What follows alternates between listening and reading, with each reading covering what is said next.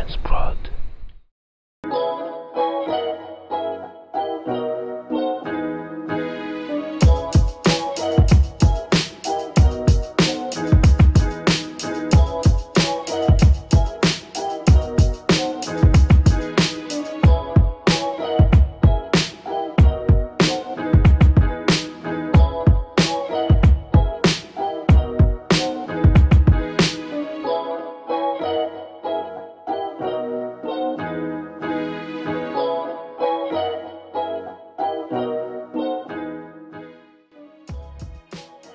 L'Esprit du Seigneur est sur moi, parce qu'il m'a oint pour annoncer une bonne nouvelle aux pauvres. Il m'a envoyé pour guérir ceux qui ont le cœur brisé, pour proclamer aux captifs la délivrance et aux aveugles le recouvrement de la vue, pour envoyer libres les opprimés, pour publier une année de grâce du Seigneur. C'est inspiré de cette déclaration de mission que nous nous sommes retrouvés ce samedi 21 septembre 2019 à l'église adventiste de Maranatha pour la seconde session de formation des disciples.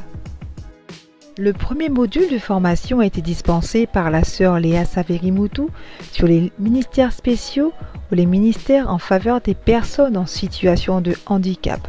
Nous avons donc été invités à faire preuve de bienveillance, d'amour, Dieu placé au centre de notre Église, afin que tous les séminaires, toutes les activités que nous aurons à mettre en place puissent prévoir un accès aux personnes en situation de handicap. C'est que c'est un ministère qui a été mis en place par la conférence générale pour nous inviter en tant qu'Église à apporter davantage de soins aux personnes en situation de handicap qui font partie de notre communauté, mais celles qui sont également à l'extérieur de notre communauté.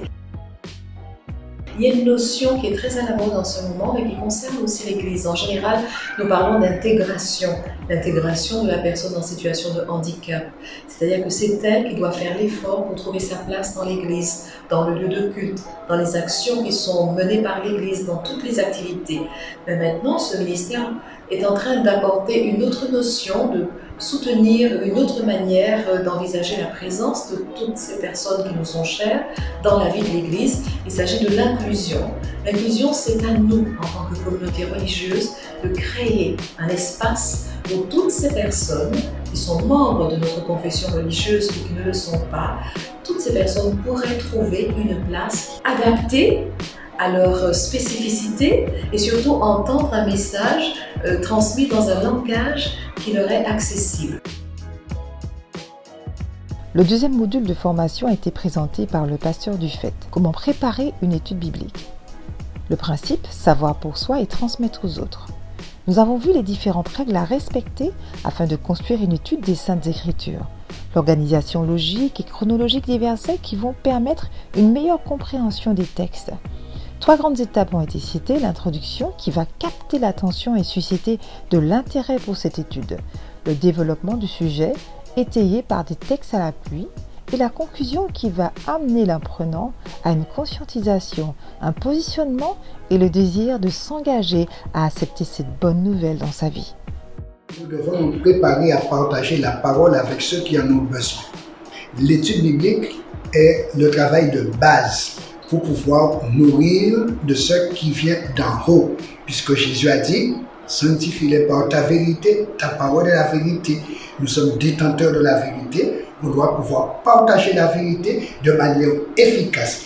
Et l'étude biblique est la meilleure manière de pouvoir partager la parole de manière claire, dynamique, pour que l'âme éclairée puisse se positionner.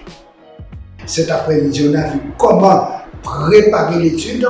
Le Seigneur nous donnera des occasions de partager la parole à partir du moment qu'on est désireux de partager. Dieu crée les occasions.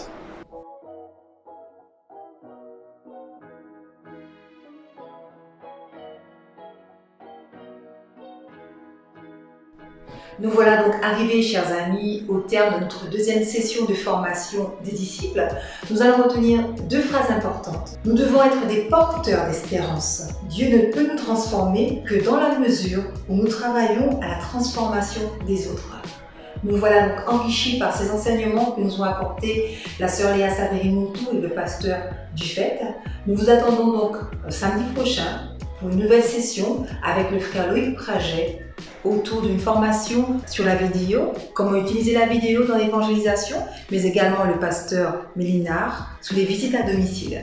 Vous l'aurez compris, nous allons vraiment avancer, nous former afin que nous puissions être des disciples dans la vigne du Seigneur. Je vous dis Maranatha, Jésus-Christ revient très bientôt.